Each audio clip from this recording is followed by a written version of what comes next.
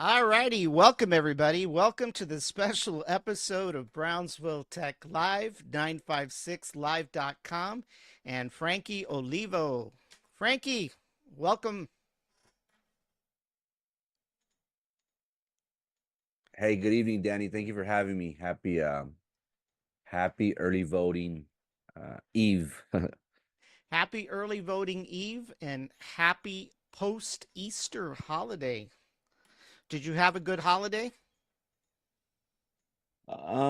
It's always good. The weather didn't allow many of us to enjoy the festivities as we had planned. But nonetheless, it was a great weekend. Well, it's kind of funny because, I live over here in Paredes, right here by the Resaca, right? And usually before a couple of years ago, they always had an Easter egg hunt, and I didn't see any of that. In fact, I don't think I've seen it in the last couple of years, so that was kind of disappointing, right? But they all line up around the Resaca and they have their little Easter egg hunts. So uh, I only like the Easter egg hunts where there's money. I don't care for the confetti and I don't care for the flour. You know, it's all about the money.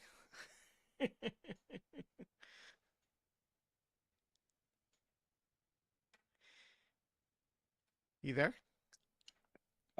Yeah. I didn't crack any eggs. But again, fond memories of finding out who got the flour, who got confetti, who got money, and who actually got the real egg. So Yeah. again, beautiful memories growing up. I have of Easter, but again, the weather just didn't allow us to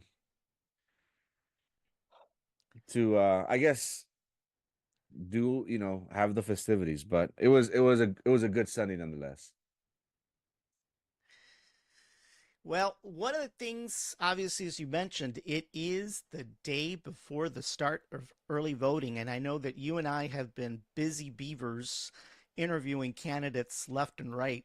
And I think you've still got more interviews scheduled. I'm pretty much done with my, except for one second interview on Wednesday. But then I'm going on vacation after that. I'm done with politics. I'm going to start focusing on the Dallas Cowboys. We've got training camp coming up. But obviously, today it's all about the city elections and, of course, the propositions on the ballot. So, I think between you and I, we've kind of interviewed quite a bit of candidates. And tonight, what we wanted to do is we wanted to kind of give the voters out there an overview of all the candidates that, combined we've done and kind of give them a little reminder of who they are, where they've where they've come from, whether they've served before, and some of the highlighted strengths or weaknesses that they've identified during those interviews, so that the voters can get a pretty clear idea as they head over to the polls starting tomorrow. And by the way, for those of you wondering, early voting starts tomorrow and it goes through the 29th, and the general election, I think I can call it that, is May 3rd. So, for those of you wanting to go out to vote early, you've got an opportunity to do so between now and the 29th. And of course, the general election or election day is actually on the 3rd. And by the way, something new, I think, Frankie, you had mentioned it on your show, was that something is different this year when it comes to voting. Voters don't have to necessarily go to the precinct that they typically are accustomed. They can go anywhere, right? Yeah, that's correct. During early voting, uh, you could be in South Padre, Rio Hondo, anywhere in Cameron County, and vote. We have friends and family that live or travel or work or work or commute to Harlingen or other cities in Cameron County. But that is correct. On early voting, 22nd to the 29th, you can vote anywhere, but election day you have to vote. You have to vote in your precinct. Oh, so it's only early voting that you can vote wherever, but the general election is still the precinct. That was my understanding that early Okay. voting you can vote wherever. I'm not sure if on election day you can still vote wherever. But that was my understanding. Early voting you can vote anywhere in Cameron County, but election day has to be in your precinct. Ah, okay. I wasn't kind of clear on that. I thought that for some reason it was yeah, give me a second here. I'm trying to get to the other screen here. What the heck's going on? Hold on. All right. I think we got it now. All right. Okay. Well, we'll get started. For those of you wondering, we have several city commission candidates. I think we've got what, 11 or 12 or something like that, Frankie, this year? Yeah, Quite a 11. pack. And by the way, I think, Frankie, you could agree that I think the majority of them are probably going to be runoffs, right? At the end of this, more than likely. It's gonna be difficult, in my opinion. It's gonna be difficult in these races to have somebody receive the 50% plus the one vote. The last time we saw that was Mayor John Cowan. Right. He received close to 5,000 votes. He avoided a runoff. Man, if somebody does that, I'll be pretty shocked. Right? Yeah, it would be pretty shocking, right? I mean, there would have to really be a pull to one candidate, you know, to avoid a runoff. But of course, you know what that means for me and you is that my vacation doesn't actually start. At least for me, I have to do runoff coverage now, which, you know, so hopefully there won't be any runoffs, right? Hopefully it'll be the end of it. We'll move on and we'll all go enjoy the summer. But something tells me that that's probably not going to happen, you know? And that's what the candidates have in store too, because the candidates, it's like when the real work begins, when you really have to spend 20, 30 grand in a month for the runoff in order to be competitive. Because if it's difficult to get people out to vote April, May, imagine to get them to come out in a runoff.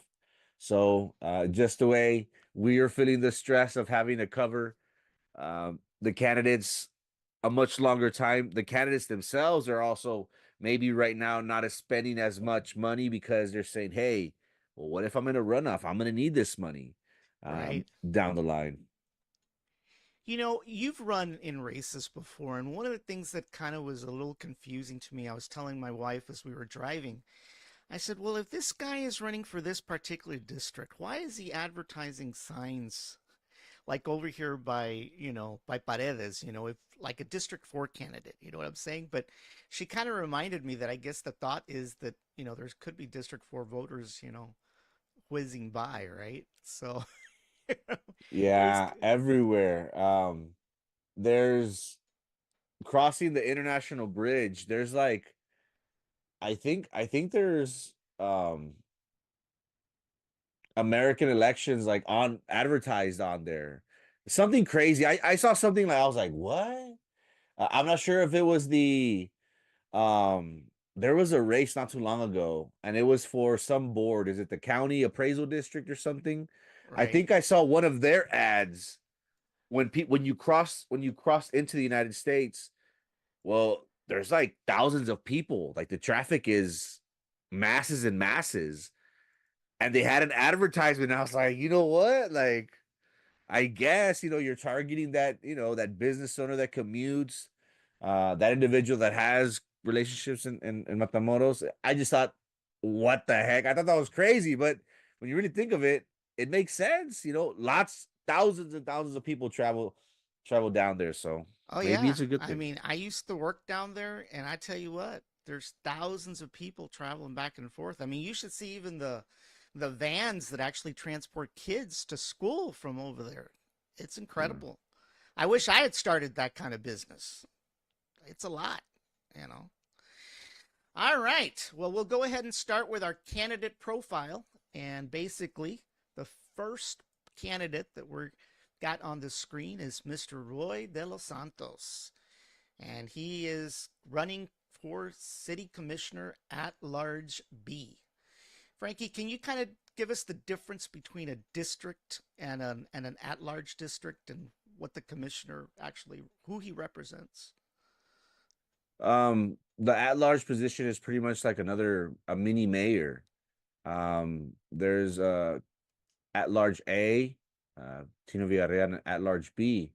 The districts is just zoned different zones throughout the city of Brownsville, and the at-large commissioner pretty much essentially kind of serves like a mayor because all of Brownsville is going to be able to vote for them Right. on compared to in the district races, it's only those living in those areas.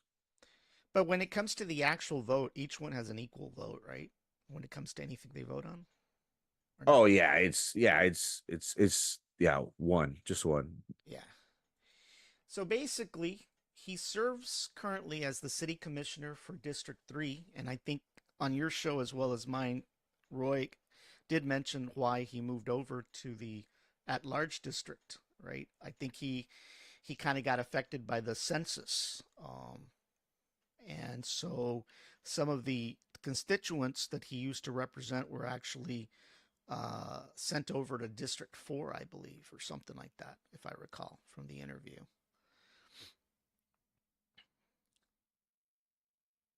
And of course, he was elected in 2021, and his term expires next month. And he's seeking another term on the city commission for at large B. Now, I know you talked at great length this morning about his particular situation, right, with some of the voters.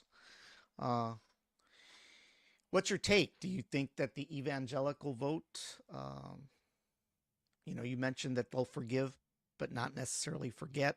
I mean, what's your take? I mean, it's been over a year, right? Maybe a little longer since that incident happened. I mean, do you think that it's still fresh enough in people's minds, or do you think he's overcome that challenge? Yeah, it's I think it's interesting when you really look at the dynamics. It has been possibly going on 2 years now, and he's up for a position, and he's going up against a youth pastor, a youth leader. I think that that's very telling because what made him run? Was it something like that? Was it something that uh, it opened up the conservative individuals and said, "Well, why don't we put one of ours to run?" So you're saying that Um, maybe it was a conservative plant. Not a concern. I just thought it was a hey, why not one of us? I think it's a smart move. Me personally, I would have pushed the issue a little bit more. Um, but that's very telling. Because again, to me, it's not a coincidence that this happened, and it kind of did gain some traction, and then shortly thereafter, we have a young man who is a part of a big Big group church. here, a big church group here in the lower Rio Grande Valley.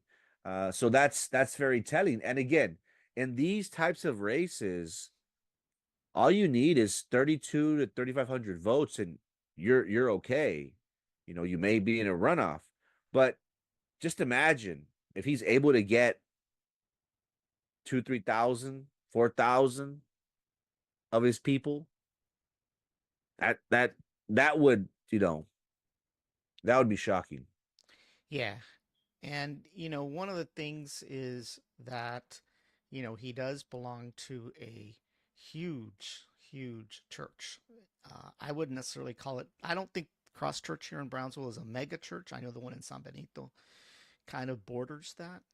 But of course, people from San Benito aren't going to vote. But it's still part of the same group. So there is a possibility that he could be the spoiler in this race, right? He could turn out to be the spoiler um, with regards to this race, because obviously the evangelical vote um, is a huge, huge group, and I think they've been much more vocal in the last few years. I can tell you that I've had quite a few of the evangelicals on my shows for different topics and stuff like that. And of course, keep in mind that this county did turn red this last November, and that wasn't necessarily because it was Democrats who were all disheartened for Joe Biden, right? I mean, there were some, right?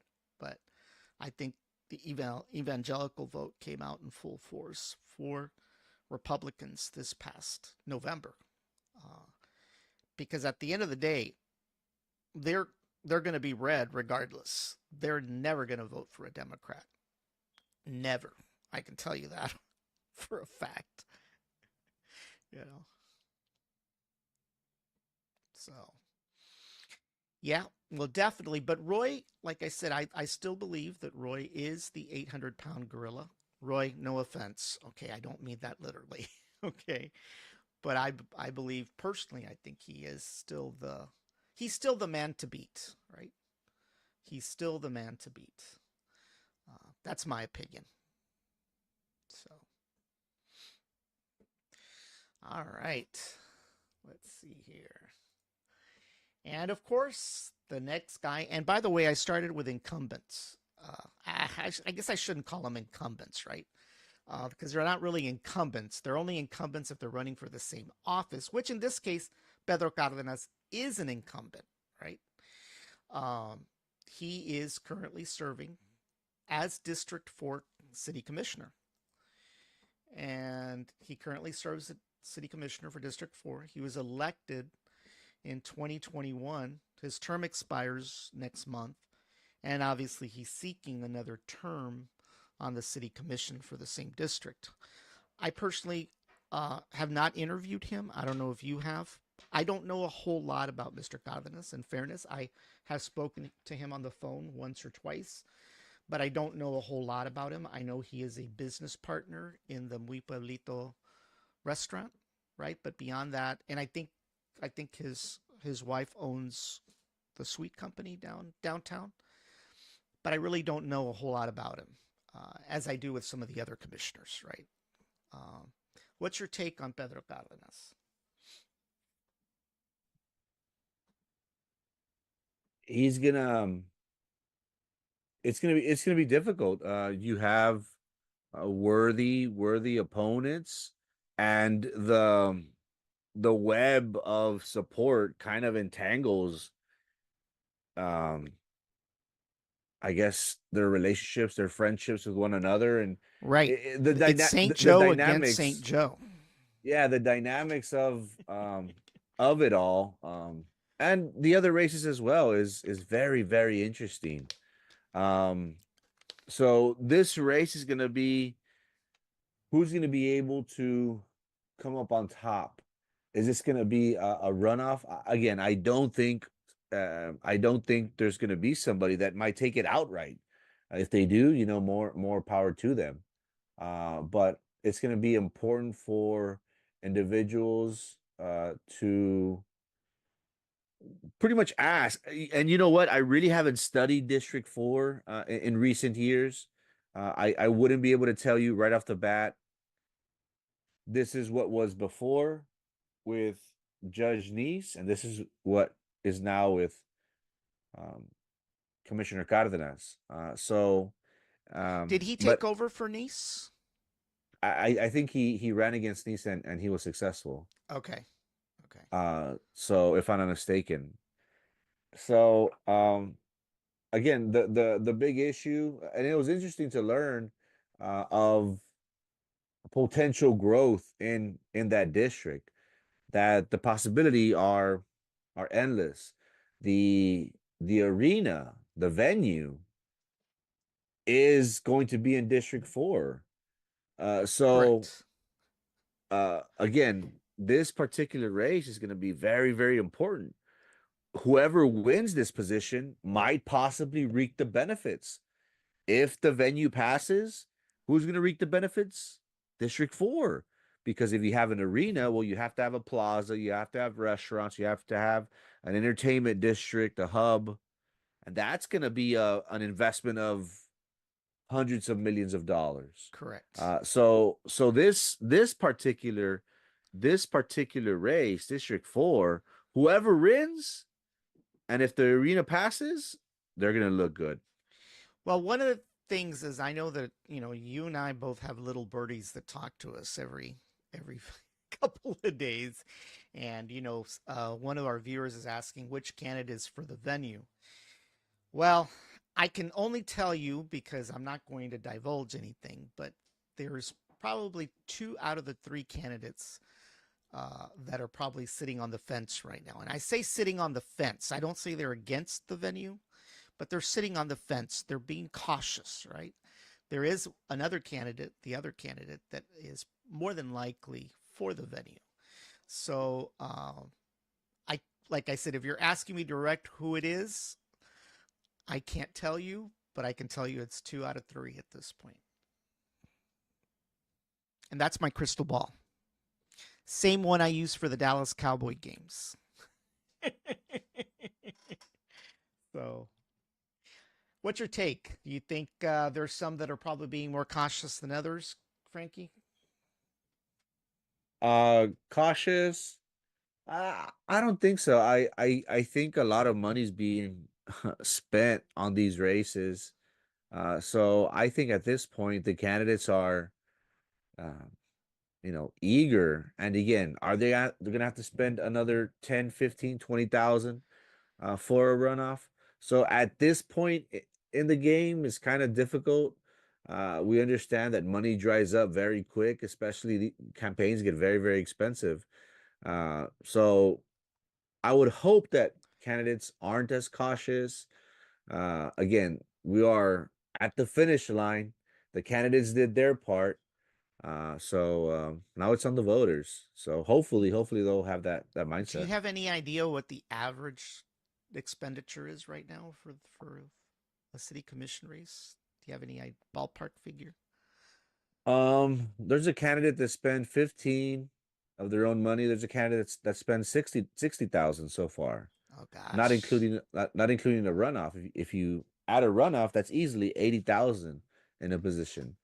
Um, And that's for a so position that only pays 50.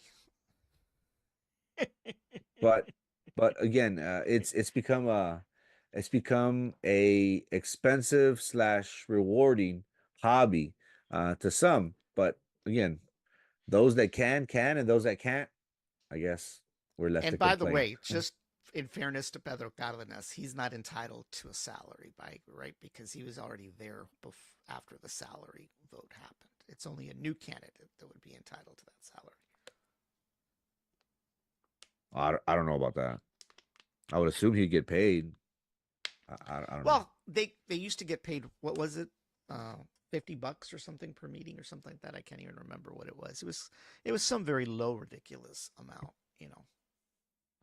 But um, but yeah. So Pedro Cardenas, he currently serves in District 4. He was elected in 2021.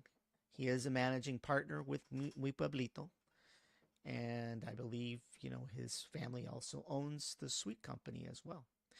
And he's seeking another term, and he's got two other opponents that we'll review here in a second. So, Jason Moody, he's running for City Commissioner at Large B. And you and I have had the opportunity to sit down with him and discuss quite a bit of things. He seeks a spot for an at large district. He's big on marketing. He comes from a marketing background, and he has worked for all sorts of government entities, including South Padre Island and BISD. I believe he was the spokesman for BISD for quite a while, especially during the COVID era. What's your take? What's your take on Jason? We both interviewed him. He's a marketing guy. He talks a lot about having a marketing plan for Brownsville. I keep on stressing that the biggest problem in this city is we don't know how to market this city. And when we do, we're always parroting negative stories written by journalists up north, whether we're the fattest city in the country, whether we're the poorest city in the country, whether we're the dumbest city in the country. It seems we love parroting those stories, but we have a very, very bad marketing problem in this city. And Jason definitely brings marketing experience. What's your take? Um, yes. Again, how do we capitalize on SpaceX? The city of Brownsville is a very unique. We're rich in our history, our culture. We have a port of Brownsville. We have port of entries, international bridges. We have a zoo, and the Birding, the big bird the watching, big bird watching. bird watching, the island, but also SpaceX. How do we capitalize on that? Maybe he could take us into the new wave of digital marketing to where we are promoting Brownsville to the world, not just regionally, not just locally, but um, to the outside world. So I think he would be a great asset to the city commission. He'd be able to get Brownsville a lot more of attention. Yeah, I mean that's one of the things, you and I, we've worked in McAllen before. You've heard the stories from those folks over there. They say it over and over again. If we had two major airports, if we had a deep water port, if we had, SpaceX and all the resakas that y'all have, and the zoo and everything else, imagine what we could not do in comparison to what we've already done. They'd love it. They'd be envious. And they seem to be able to market their city quite a bit. I mean, they even market their city to say that they're the official airport of the Dallas Cowboys, when you and I both know there's not one single Dallas Cowboy that has ever used that airport, at least not one that currently plays.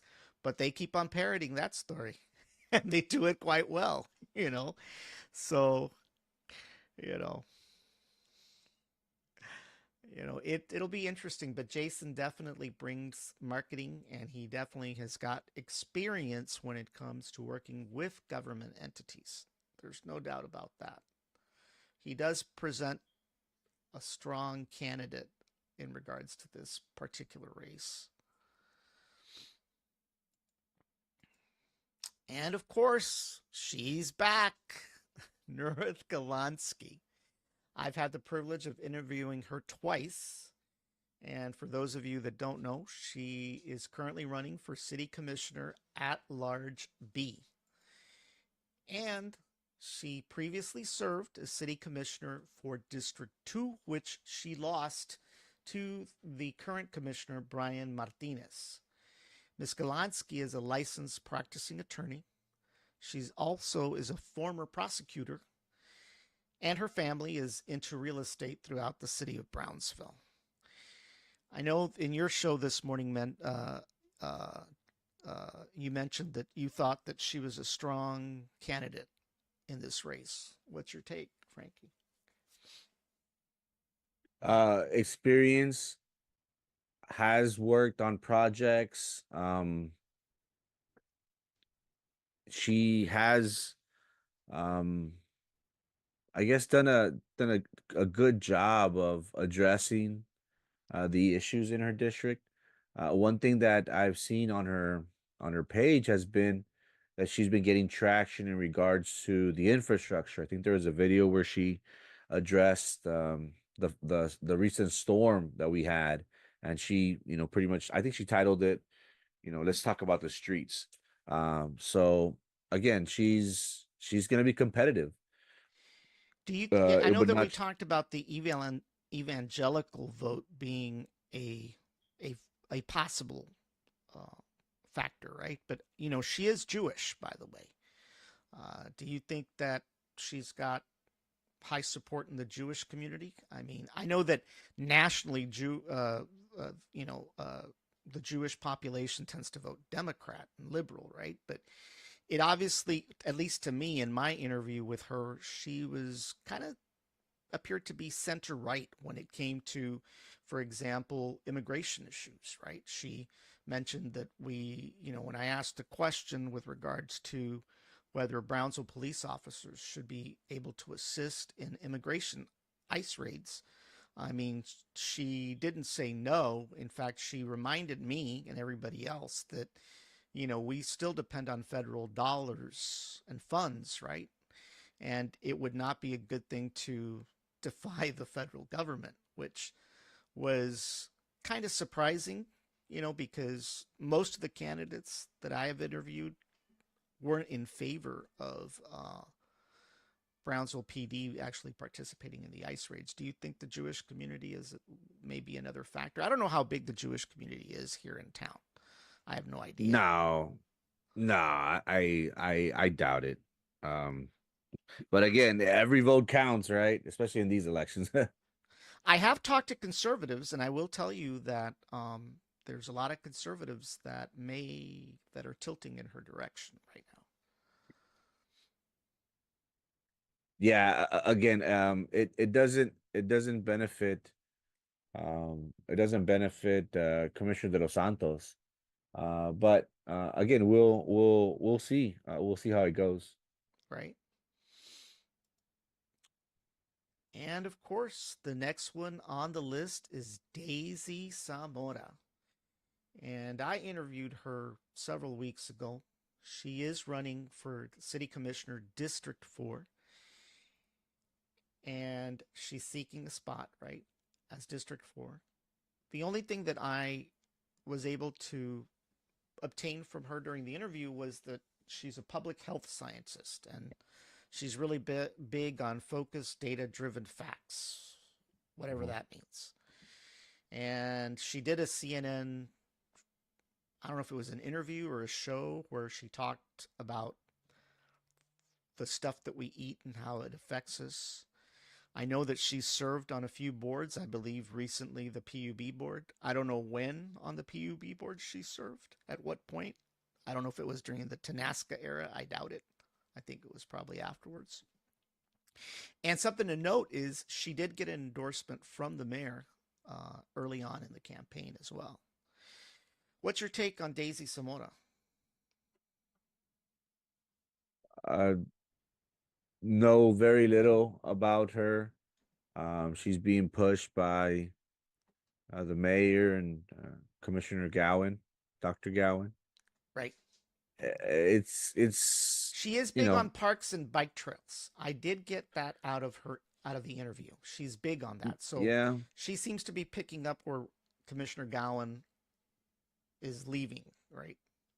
Yeah, Behind. and I don't know if that's a good thing or not. Again, it's great. We all got to focus on health and wellness.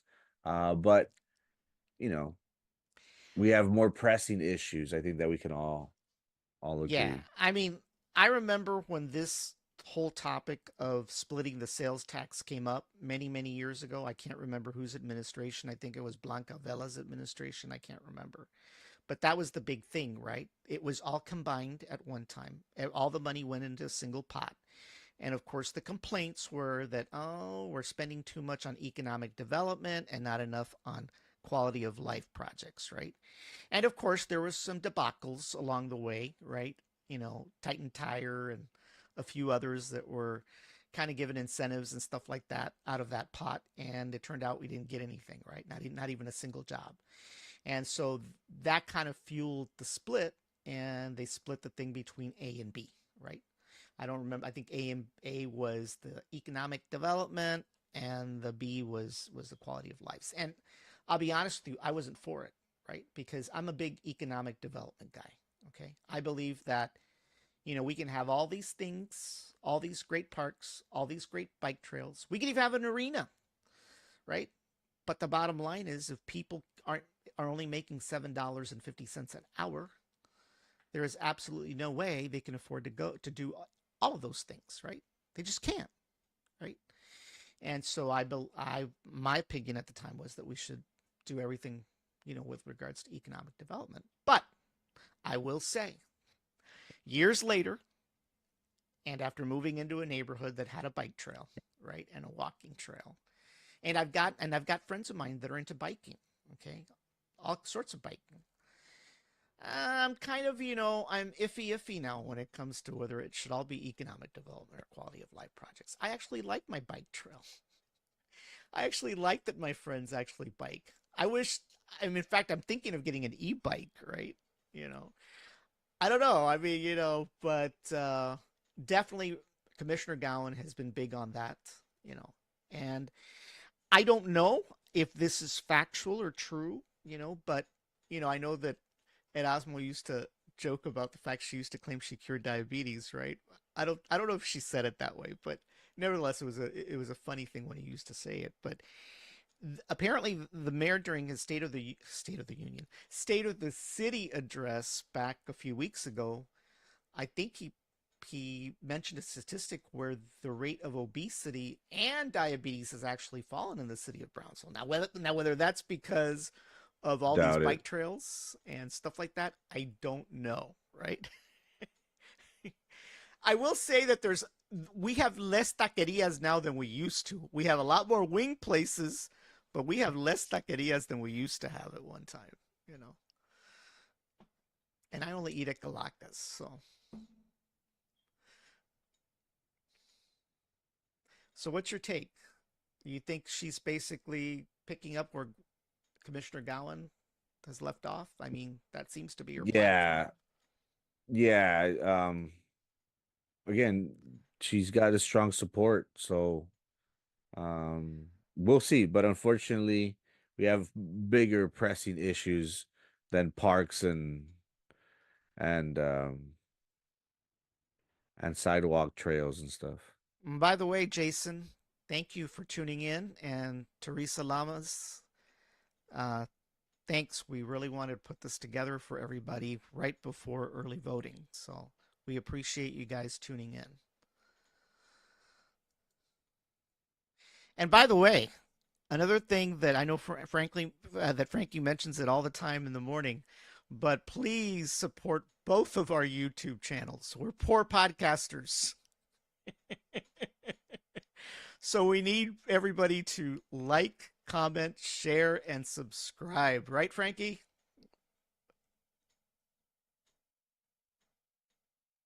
Yes, make sure you do so. And by the way, tonight we are co-branding our podcasts. As you guys can see, we've got BrownsvilleTechLive.com, we've got Frankie's logo, and 956live.com as well. So, and this is somewhat of a family operation at times. So, just to let everybody know. So, all right. And the next one is Michael Rodriguez. Both Frankie and I have interviewed Mike in the past. He is running for city commissioner for District 4. And he is seeking, and Mr. Rodriguez is a local businessman. I know that you know Mike a lot more than I do. You guys go back a long way, Frankie. What I know about Mike is he's got a wealth of experience when it comes to businesses in various markets. I know he's into tax preparation and I think childcare. Can you give us a little bit more background information on Mike? Because, like I said, I don't know him as well as you and Ed Osmo used to, and I know he was on y'all's podcast quite a bit. Yes, business owner, entrepreneur. He's promoting um himself as a business owner. He's saying that he wants to cut down the process in regards to permitting. He himself went through um a situation where he struggled to open up his doors, and he wants to make um businesses in the city of Brownsville open up shop as much as possible. He wants to run the city commission as a business. He stated that previously that it has to benefit us in some sort of way. So he's going to be a very formidable opponent. I do see him in a runoff, but it's exciting to see somebody that has been helping the community going back to 2012, 2013, with his own funds, with his own resources. He was always an individual that was promoting um, giving back. So Right. it's important to have those individuals. Just imagine what they would be able to do with the resources of the city of Brownsville. So that says a lot about a person. So again, I have Mr. Rodriguez in a runoff. Yeah. Well, like I said, I interviewed him a while back, and one of the things he mentioned was, the permitting process. I mean, I knew exactly what he was talking about. Just like him, and just like the rest of our family, we've all tried tax preparation one time or another, some more successful than others, and I will say that I was probably the least successful. But one of the things that I talked about, and he agreed, was the fact that the permitting process is horrendous. I mean, it there was one tax season that I decided to move somewhere else, and I couldn't even get a certificate of occupancy because of all the crazy rules that they came up with, right? So definitely Mike is would definitely bring a different kind of experience to the city commission. He wouldn't be part of the usual club, because he'd actually be a businessman, you know, actually from Southmost, right? And we need more of those. We definitely need more of those. There's no doubt about that. You know, not everybody, can put a business downtown, right? So, Mike, I know you're watching. Thank you for joining. Nice to see you, brother, once again. And by the way, Mike and I go to the same church. I think he goes to a different hour than I do, so we don't get to see each other very often. So, all right. And of course, Alejandro Garcia. He's running for at-large B. And as we previously talked about, his experience is managing an apartment complex, and he was pretty adamant about assisting families when it came to affordable housing solutions within the apartment complex. And so he kind of has a good feel for, the housing situation here in Brownsville, whether the rents are too high or the lack of housing, right? It is a note, it's something to note that he is also a faith-based leader, for one of our largest churches here in Brownsville. And as Frankie and I talked about, um, that could be an interesting factor in this race for at large B. You know, uh, could he be the spoiler of the race? Frankie, what's your take? Anything's possible. I really do see him as, um, causing some waves. Are the evangelicals going to come out? Is a conservative vote going to vote for Garcia? It's a possibility. Again, I don't put it past them that they saw what happened to an individual by Commissioner de los Santos, and they decided, you know what?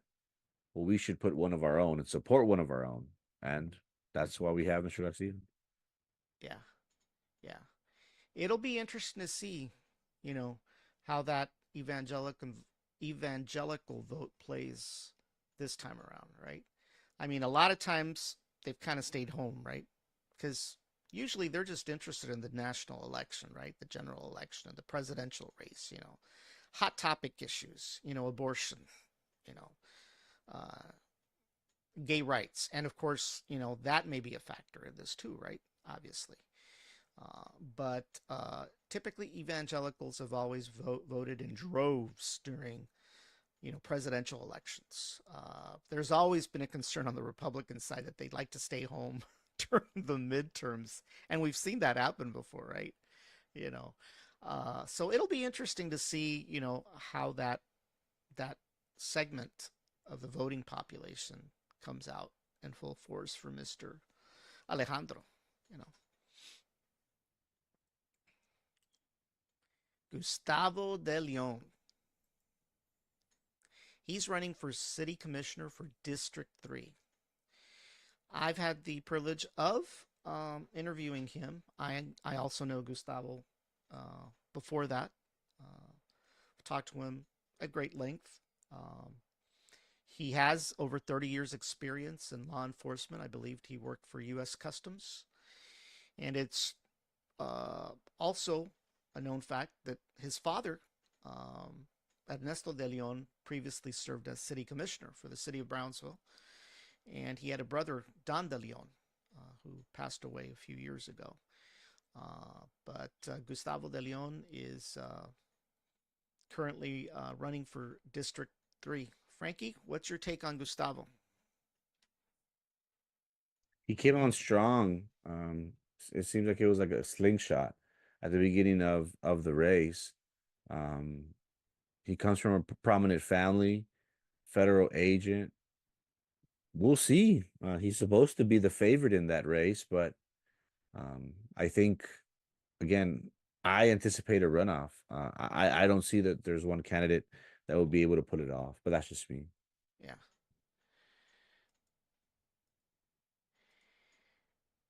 Denise Chavez. Um, she was my first interviewee. Um, she's running for city commissioner, District 3. She's brings a wealth and experience in engineering and management, and she's been pretty heavy when it comes to nonprofit work. Ms. Chavez is active in the Rotary Club and Habitat for Humanity. I did have the opportunity to sit with her off offline, talk to her a little bit about her Rotary Club and her Habitat for Humanity work.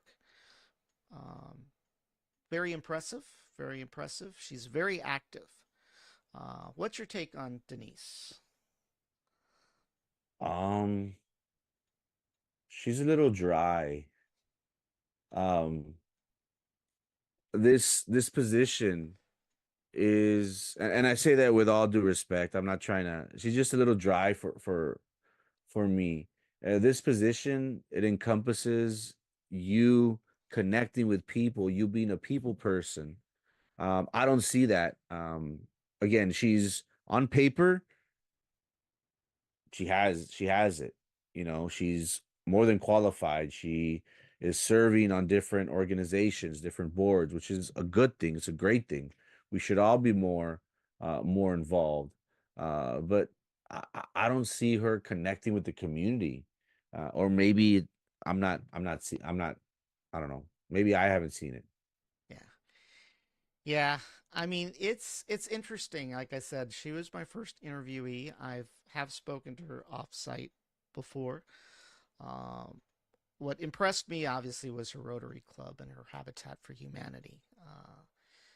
That may come in handy when it comes to dealing with some of the issues that we have when it comes to affordable housing, you know, or the lack of housing. You know, we not only have an affordable housing problem, but we also have a lack of housing and a lack of rent, you know, places to rent these days, right? I mean, we don't even have enough hotels at this point, you know, from what they're saying. So it'll be interesting to see how she plays in this race as well. Um,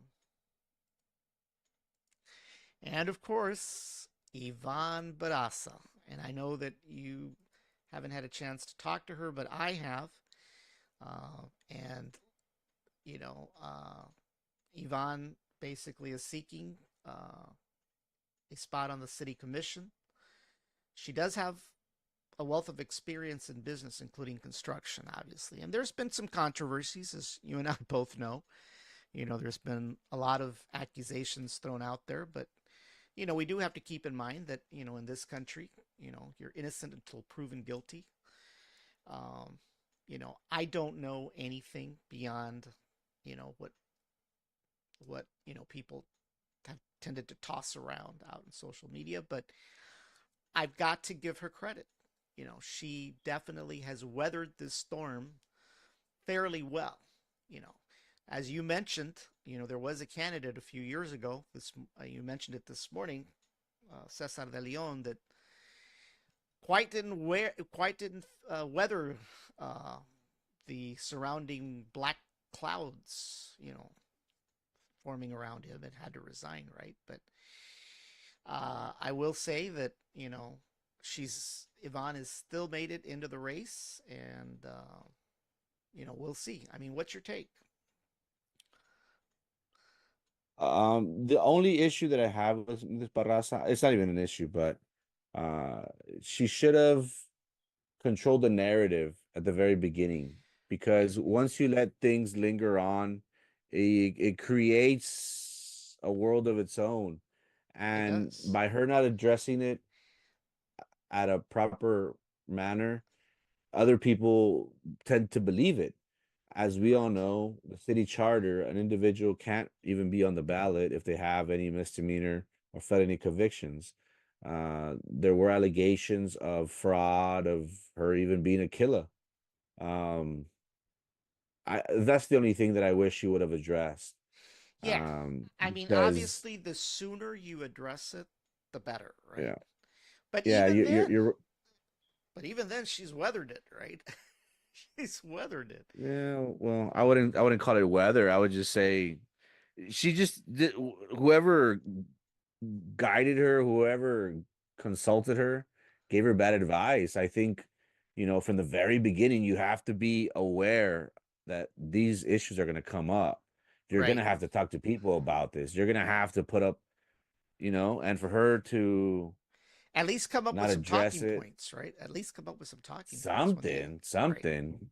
But again, people are saying that she might be the sleeper in this race. People are saying that she could possibly turn this around and say that she's a victim herself in all of this, and she can, you know, claim domestic violence or claim, I don't know.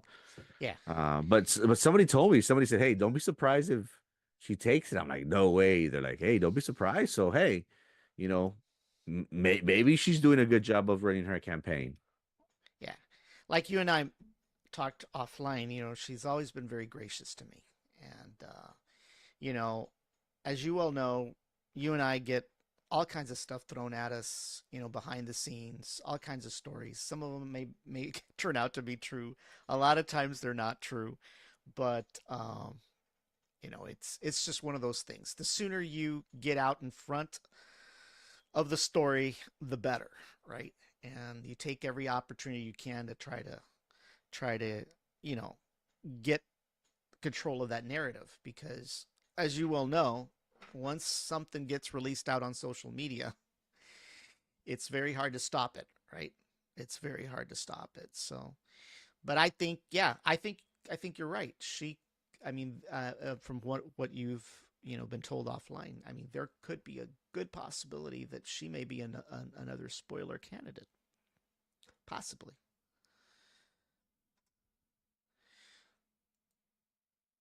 All right, and I believe that the next topic, and of course, we couldn't have just candidates, right, Frankie? We just couldn't.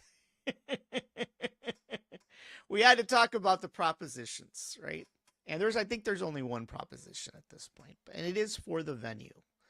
It was previously called the Arena, and as I did have the opportunity to interview the county judge about a week and a half ago, and of course, I'm still recovering from the beat ups that I've gotten over that interview. But the venue is up for a third time, and as you've mentioned quite a bit on your show, is the third time a charm? Uh, you know, I don't know. I mean, what's your take? I mean, obviously, I don't know if you've kind of felt what's been happening over the last few hours, but a lot of the big politicos have now come out in support.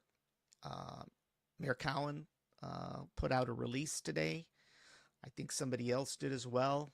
Uh, there appears to be now people coming out of the woodwork that they hadn't for whatever reason. Maybe it was a strategic uh, situation, but you know, I'll make it no secret. I am for the arena, right, or the venue, or whatever you want to call it. You know, uh, I'm not going to get into all the reasons why here, because this is not the what we're here to do today. But what's your take? Do you think a third time's going to be the charm, or do you think it's going to lose? No, I think it is gonna pass. I think the change of name, the play with words, it hasn't gotten as much publicity as it has gotten before. So I honestly think that this will pass. And of course, let's not forget that we can't have grandma have a heat stroke at Sam Stadium. By the way, I haven't seen that mailer, and I get quite a bit of mailers. So is that a real mailer, or that was just somebody's photoshopped mailer? I kind of joked last night, and I put out a little meme of a grandmother sweating and having a heat stroke, not because I was trying to be facetious or anything, but I just found it just kind of funny that even grandma was thrown into the into the mix. Uh, some people thought I was being facetious, but I was not being facetious. I was just joking around, thinking poor grandma's getting a heat stroke or at Sam Stadium.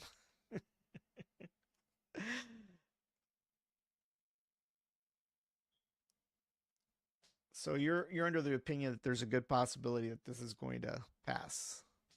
Yeah, it's gonna pass in my opinion. Yeah. Well, look, you know, at the end of the day, here's my hope, okay? Regardless of whether it passes or fails. If it passes, I hope to God that they don't make the mistake of, if we're going to spend millions of dollars on anything, it doesn't matter what it is, okay? It doesn't matter what it is. But you better make that thing with a huge amount of capacity. In other words, I don't want to end up with the event center. Okay? The event center today is smaller in capacity than the old Jacob Brown. That's a fact. That's a fact. And we spent millions of dollars. And you can't hold a decent quinceanera or a wedding at the event center. And half of the time it's occupied for like 2 years. Right? So we spent all that money on an event center that is inadequate. And by the way, even the McAllen Convention Center is inadequate. When I used to work for South Texas College back in McAllen, we used to have these employee events, okay? And we're talking 3,000 employees, okay? We couldn't fit in the McAllen Convention Center, wall to wall. That's even small. So I hope to God that if we're going to spend this kind of money, that we do it the right way and we quit, horsing around and building something that's going to be inadequate. I mean, they're now even talking about expanding the airport terminal.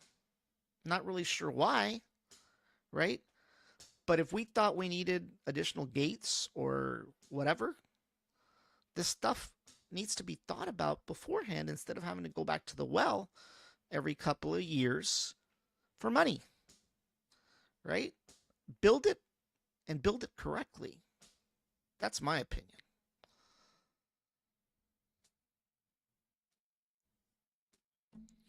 I mean, you know, that's my take on this. You know, what's your take? Um, it's gonna pass. Um, good luck to all the candidates. Tomorrow is a very busy day. Um, the real work starts now. Who's gonna get people out to vote? I think that's gonna be very important. Not a lot of people go out to vote during this time. So if people are able to get people to vote, it says a lot about the candidates. So we'll see. Well, yeah. I mean, I hope that we get a good turnout, and I'm not saying because I'm necessarily wanting a good turnout because of the arena or not the arena.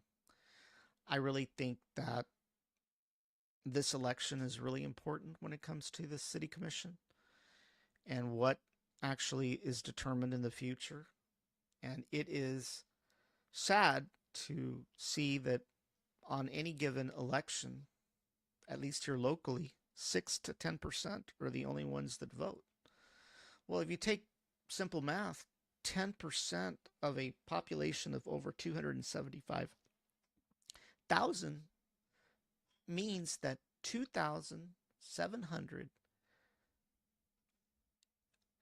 voters decide for the 272,000 out there that never show up to vote. It is a sad state of affairs when the minority decides the will of the majority, right? It's not good when you have low voter participation. You can't bitch if you don't go out and to vote. That's just the fact. You need to go out to vote or don't complain afterwards, right? You know. Alrighty. Well, that was it for tonight. Frankie, thank you for coming on. Any upcoming interviews? I only have one. On Wednesday. I'm interviewing Mr. Tijerina for a second time. You got any interviews coming up? Any that you want to divulge with us, or you want to leave them a secret? No. Just tune in 9 a.m. All right. Well, everybody, tomorrow is early voting, and I hope that you guys get out there and